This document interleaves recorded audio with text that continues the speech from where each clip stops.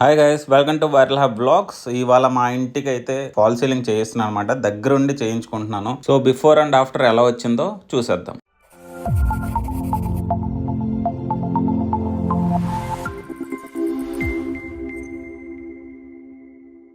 ఈ మోడల్ అయితే pentagon model అనమాట. సో నెట్ లో చాలా రీసెర్చ్ చేసి, చాలా వీడియోస్ చూసి, చాలా ఫొటోస్ చూసి ఫైనల్ గా ఈ మోడల్ అయితే ఫిక్స్ అయ్యాను. కాకపోతే డిజైన్ అయితే ఎక్కడా దొరకలేదు. డిజైన్ ఒక్కొక్క ప్లేస్ లో ఒక్కొక్క లాగా ఉంది. సో మా హౌస్ కి ఎలా సెట్ అవుతుందో ఏంటా అన్నది చూసుకొని సెలెక్ట్ చేసుకోవడం జరిగింది అనమాట.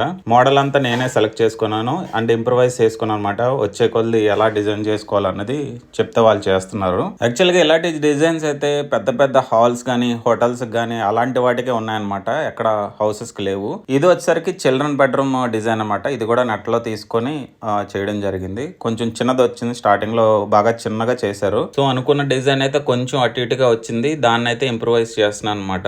మెయిన్ గా మనం గుర్తుపెట్టుకోవాల్సింది ఏంటంటే, ఫాల్ సీలింగ్ అనగానే చాలా మంది ఏం చేస్తారంటే 12 ఇంచెస్ కిందకి దించేస్తారు అనమాట. దానివల్ల మనకి హైట్ అనేది చాలా తగ్గిపోతుంది. అలా కాకుండా చిన్నగా చేయించుకోవాలన్నమాట. ఎక్కువ డిఫరెన్స్ లేకుండా, హైట్ ఎక్కువ పెట్టుకోకుండా. ఇదైతే మాస్టర్ బెడ్రూమ్ అనమాట. ఈ డిజైన్ కూడా నెట్ లో తీసి చేయించుకుంటున్నాను. మీకు ఫైనల్ గా తెలియదు ఎలాగ ఉన్నది అనేది. ఫైనల్ అవుట్పుట్ లో తెలుస్తుంది అనమాట. ఇంకా డిజైన్ కట్ చేయలేదు. మాస్టర్ బెడ్రూమ్ లోనే చాలా ఇబ్బంది అయింది. చిన్న షీట్ చేస్తారు, డిజైన్ కూడా మార్చేశారు. ఈ షీట్ అయితే చాలా సార్లు కట్ చేసి డిజైన్స్ మార్చి దానికి అటాచ్ చేసి చేయడం వల్ల చాలా పాడైపోయింది అనమాట. బెడ్రూమ్ డిజైన్ చాలా ఇబ్బంది అయిపోయింది నాకు. తర్వాత ఇది వచ్చేసరికి కిచెన్ లో డిజైన్. కిచెన్ లో పెద్దగా ఫాల్ సీలింగ్ ఏం పెట్టించట్లేదు, ఎందుకంటే మధ్యలో బీమ్ అడ్డు వచ్చింది. జస్ట్ కవర్ చేయడానికి మాత్రం ఫాల్ సీలింగ్ చేయడం జరిగింది. ఎందుకంటే పక్కన వుడ్ వర్క్ అది వచ్చేస్తుంది కదా, మళ్ళీ దానికి డిస్టర్బ్ అవుతుంది అని చెప్పేసి పెద్దగా డిజైన్ చేయించలేదు. సో ఫైనల్ గా ఇక్కడ వచ్చేసరికి డమ్మీ చేయిస్తున్నాను. హాల్లో మీరు చూసారు కదా, మిగతా డిజైన్ అంతా కూడా రోప్ లైట్స్ పెట్టుకోవడానికి ఉంటది, కానీ దీన్ని మాత్రం డమ్మీ చేయిస్తున్నాను అనమాట. అంటే అప్పటికప్పుడు ఆలోచన వచ్చింది, ఇది క్లోజ్ చేస్తే ఎలా ఉంటదని అనిపించింది. సో టీవీ యూనిట్ పైన ఏవైతే ఈ 5 ఉన్నాయో, ఈ 5 కూడా కంప్లీట్ గా క్లోజ్ చేస్తున్నాను అనమాట. ఫర్దర్ గా అవుట్పుట్ ఎలాగొస్తుంది అనేది అక్కడతో ఆపేసాను. తర్వాత వచ్చిన దాన్ని బట్టి ఇంప్రూవైజ్ చేసుకోవచ్చు అని చెప్పేసి అలా డమ్మీ చేసి ఆపేసాను అనమాట. ఇది యాక్చువల్ గా చాలా కష్టమైన డిజైన్. వాళ్ళు కూడా ఎప్పుడు చేయలేదంట, ఇదే ఫస్ట్ టైం. ఆ షీట్లు కట్ చేయడం కూడా చాలా ఇబ్బంది అయింది. 2-3 సార్లు ఇంటికి తీసుకెళ్లి కట్ చేసి మళ్ళీ ఫైనల్ చేసుకొని ఆ సైజెస్ అవన్నీ చూసుకొని చేయడం జరిగింది అనమాట. సో ఫైనల్ గా అక్కడ డమ్మీ చేస్తాం. అవన్నీ కూడా రోప్ పెట్టుకునే ఏరియా. ఇక్కడ ఏం చేద్దాం అన్నది ఫైనల్ గా ఇంకా డిసైడ్ అవ్వలేదు. ఫర్దర్ గా మీకు చూపిస్తాను ఏం చేశాను, ఎలా వచ్చింది అవుట్పుట్ అన్న చూపిస్తాను మీకు. డిజైన్ అంతా అయిపోయిన తర్వాత నాకు ఒక ఐడియా వచ్చింది, ఇలా వాల్ మీద కూడా పెట్టచ్చు అని చెప్పేసి ఒక ఐడియా వచ్చింది. వాళ్ళకి చెప్పాను అనమాట.